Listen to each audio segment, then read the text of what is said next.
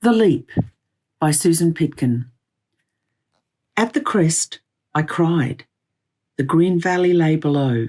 Could this place be home? Love took us down the dirt road to a driveway so steep 4-wheel drive was the only option.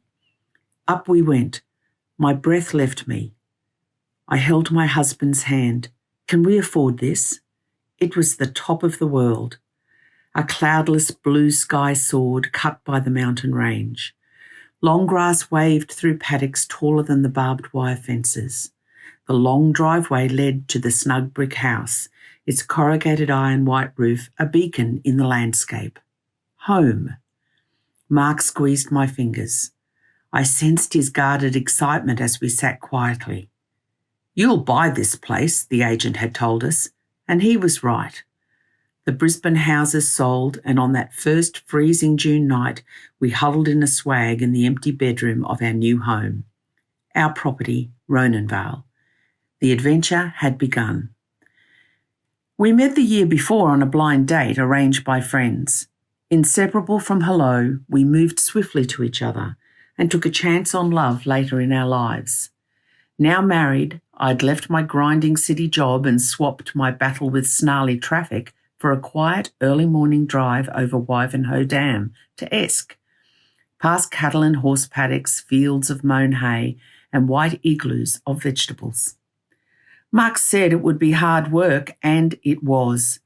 Back-breaking days of rolling up rusty barbed wire and building new fences. Times often shared with family and friends, always coming together on the veranda at dusk with a barbecue, cold drink and music. Happy times. My skill set increased. Before Ronanvale, I could navigate any courthouse in Australia, assisting Supreme, District and Federal Court judges.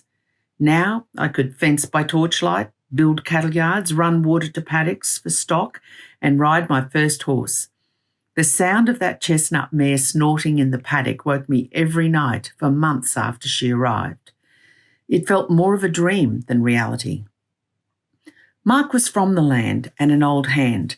But for me, it was all firsts. Not much from my suburban life could prepare me for the heartbreak of our first dead calf, or a fox in the chook pen, or the joy when a foal found its feet. Every day was a lesson about cattle, horses, dogs, snakes, rats, weeds, fire, drought, floods, people, and me. Years of no rain made a puddle of Wivenhoe Dam and a desert of Ronanvale. Our bull roamed alone.